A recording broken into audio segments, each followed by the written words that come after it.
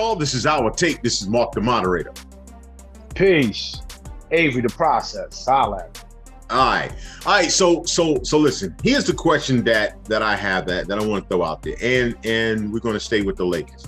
The Lakers got two players that I think I wonder, can they resurrect their career if they win a chip with the Lakers this year? And that's Melo and Russell Westbrook. What's your thoughts? What's your take? All right, so I just want to make sure that I'm clear on the word resurrect, because I think if they win a chip this year, I think what this does is this gives them the necessary accolades to be seen in the light of prominence. Let's say that, because resurrect is more so, yo, all right, I win a chip this year, and then next year people are gonna want me or whatever. I think Russell's closer to that resurrection than Melo is. I think Melo's on the last leg of the cycle. He's on his last cycle. So okay, hold on. Okay, so let me just go this route. Then maybe I phrased it wrong. Then can a championship with the Lakers change the opinions of the pundits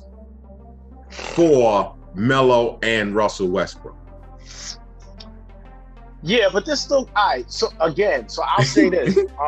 Yeah, because there's so many variables to that. So with Russell, this is the problem with super teams, quote unquote, is always that when you win a chip, they're gonna say, well, you had to do it with somebody. Everybody's doing it. You know what I'm saying? So for Russell, they're gonna say, well, Russell had to team up with LeBron in order to get a chip. For Melo, they're gonna say, well, Melo had to team up with LeBron to get a chip. But the reality is that Melo, we argue about Melo all the time. I think Melo deserved his flowers. Melo got black ball, white ball, whatever we want to say, for what was that, a year or two or whatever, out of the year and a half. He should have been in the league. So I think people are gonna be more inclined to say, yo, man, Melo deserved that chip, as opposed to, yo, Russell Westbrook really was a key component in that chip, as opposed to them saying, well, Russell, he won because of LeBron. And let's not get it twisted. We discussed this. Russell's one of the most unliked players to, the media, in the NBA. You know what I mean? Russell is not well liked in the media. So they're going to find a way to make an excuse as to why he doesn't deserve it. I feel like, you on a team, you've played extensive minutes, you've put in some quality production, y'all win a chip, you're responsible for helping that team win a chip. So let's not get it twisted. Russell will be responsible for helping LeBron win another chip if they do, and so will Melo. So with that being said, though, I think the spotlight is going to be more on Melo, because he's approaching more the retirement piece as opposed to Russell. I think more than anything else, it can't help either of them. Wow. I don't think it can. I don't think it does. Here's why. Because of the LeBron factor. I think you lose points because you went and teamed up with LeBron. I think that when you look around, because look at AD. AD won a chip. No one talks about it. AD, the champion, isn't talked about. That's the deepest part. And he was an intricate part of getting that chip for them in the bubble. But how many times do you hear him celebrated for having one chip? Right. Okay. Yo, it's the fallback about doing it with LeBron at this time. Now, when you look at the Miami Heat team, okay, they won and they're celebrated. But the interesting part, Kyrie won a chip with LeBron in Cleveland. Right or wrong? Absolutely. He's not celebrated for that. Right. Not celebrated. He's still killed in the media. by them saying that's quote unquote LeBron's chip. Even though, LeBron made a great play in the game, and I'm not denying that. But Kyrie hit the biggest shot of the game. Like people forget that. Like, listen, but listen what I'm saying to you. That's why I said, because of who you did it with, that is the big difference. I mean, and that's why I think it doesn't help. Yes, Russell have a chip. He will be able to say, yes, I have a chip. Melo can now get the monkey off his back. I got a chip, but I don't think it does much for moving the needle on where, like you said, Russ is still going to be hated. Yeah. The vitriol for him is still going to be there. Melo the question marks around Melo still is going to be there because you did it with LeBron. Right. You know, and that's the interesting part. And I said, you know, when this happened, I was like, it's not going to help them at all. If they win it, not going to help them at all. You know, because the next thing you will hear, let's see you go do it somewhere else. Well, and that's the thing. So again, like I said, that is the drawback to the super teams. The drawback is, you know, Kevin Durant will forever live under the shadow. You went to the Warriors. Although he played phenomenal, although we call him the best player in the league, right? We say you went to the Warriors. We want to see you do it by yourself. But we don't recognize his chips. But here's the thing, Omar. Nobody's doing it by themselves. But the closest thing to that is what? I can't recall. Avery, let me say it again.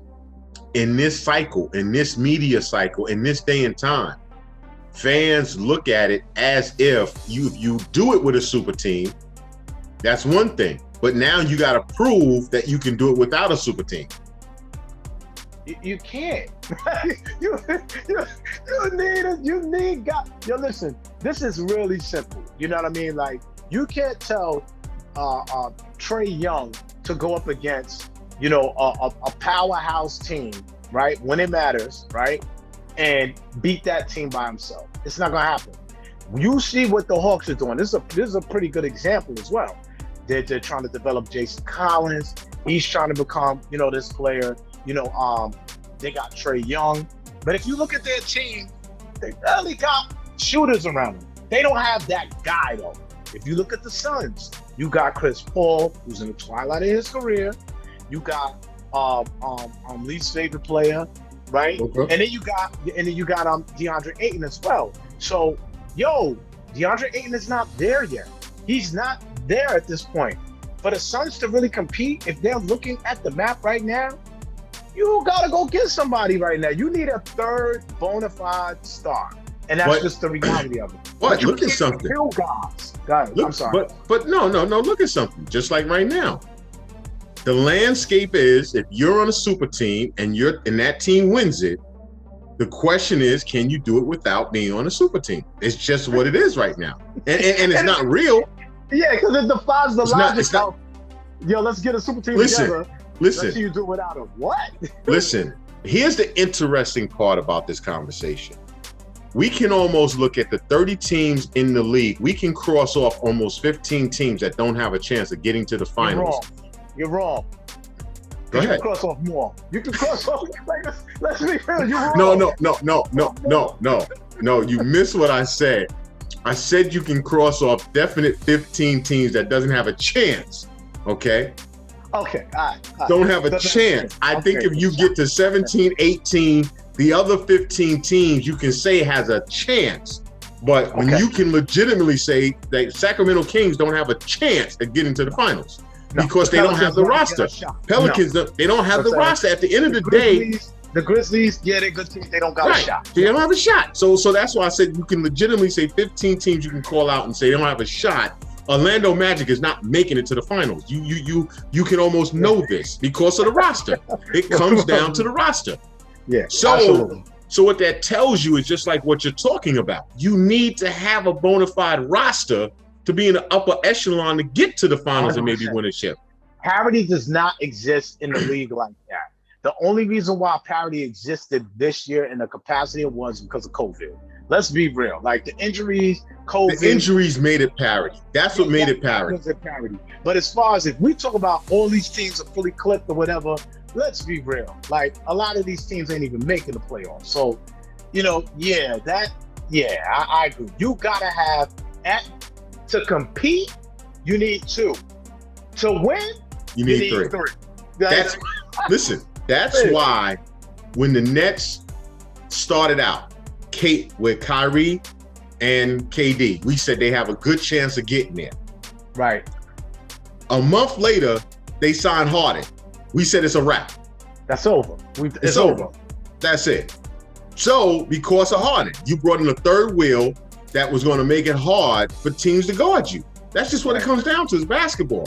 That is good. If another team don't have 3 guys who can go head to head with you. If if right now, if these three guys drop 25 points each, that's 75 points. A lot of teams don't have a starting five giving you 75 points. And as of right now, even when Milwaukee beat them, if you look at the odds in the following year, while the finals are still going up, still the Nets. Like we don't care who they sign. We really don't care. They got three of the bona fide stars. Yeah, KD's getting older, but the reality, he's still in his prime. You know what I mean? Harden is still in his prime. You know, yes, our guys going to come back off the injury the same way. We're not sure, but these guys are still in their prime. So, you know, and they got three solid guys. We're going to say the Nets is coming out the East and the Lakers are coming out the West. That's the conversation right now. Look at the Lakers odds, how the Lakers odds went up the moment that they signed Westbrook. The odds went up. Because once again, you got three players, it's a game changer. Now think about something. I just want to put it out there. Trade deadline time comes, and I'm just going to throw it out there. Let's say the Lakers made a move for a fourth player, and they added a fourth player at the trade deadline. It's a wrap. Yeah. Providing no health, that's. Let me just throw it out there. The Lakers get Paul George at the trade deadline. It's a wrap. There's no team that can match up with those four guys. I don't care what you do. There's no matching that four. That starting four kills it right there. And who cares who five is? Right. Yeah. It changes the land. So that's why I said when you talk about super teams, but now Paul George goes there, and let's say the Lakers win the chip, it's a hollow chip. And I struggle with this, Mom. That's what I said. That's the hard. It's like the ring chasing thing also has the biggest drawback. It has its drawbacks, without a doubt. Like, I got a chip, but you want a chip with LeBron, AD, Russell Westbrook, and Carmelo. Like, it's like, dang. But do you want that chip? You know what I'm saying? Like, you want that ring. But here's the thing. For them, it's not. It's for the fans, and the pundits are the ones that have the problem with it. The players ain't gonna have a problem with it. Yeah, because to me, it should be about winning the chip. Whoever's who's ever suited up in your uniform, that's who suited up. Think, think about something. And I don't know if you can go back when the Warriors got KD. What did we say? That was unfair to put Curry, Clay, Dre, and KD. That was four guys that nobody could match up with, and you couldn't match their firepower. Yeah. And they won the chip twice. That's because they had the best roster. But guess what? KD can't flaunt that chip. That's crazy, though. He can't flaunt those chips. He can't. I mean, I don't know, man. That's crazy. I think he can flaunt the chip. No, he can't, man. He hasn't. That's why he left. Because you can't flaunt. You don't get the accolades for it. Go to Brooklyn and play with three other guys, like what? But then once again he messed up. He messed the process up. Let me say it like that. That wasn't supposed to be the process. That big toe caused to change the narrative with everything. No. Because listen, they will run it back this season. They are the Eastern Conference favorite to get to the finals because of their roster. But even if they win, if the Nets win right now, it's still a hollow chip for him, man. So, Mark, let me ask you this question. It's interesting. You believe in super teams, but you also believe that super teams is going to bring you a hollow chip. It brings you a drawback. It's going to bring the drawback. Yeah, but wait, see, here's the thing. The reason why I like super teams, because I like the best teams going up against each other. I got you. That's what I like. I don't like watching some teams that I know ain't got a chance in hell in winning. And you got good players over there. They got a chance in hell in winning. Having Dame in Portland and watching him with the first round, second round exit is like, what are we doing here? Watching Joker in Denver, knowing that they ain't got a chance to win a chip. They ain't got a chance. So it's like, it's like you watching the talent for what? What are you getting out of this? But now, but you put Dame and Joker on a team with two other players and let them go go head to head, yeah, but there's going to be a drawback if they win. There's a drawback to it. Yeah, it's wow. It's just what it is. That's an interesting notion, though. But yo, shout out to super teams, man. He said, shout out to super teams. All right, y'all. Yo, this is our take. Yo, we'll be right back, y'all. Peace.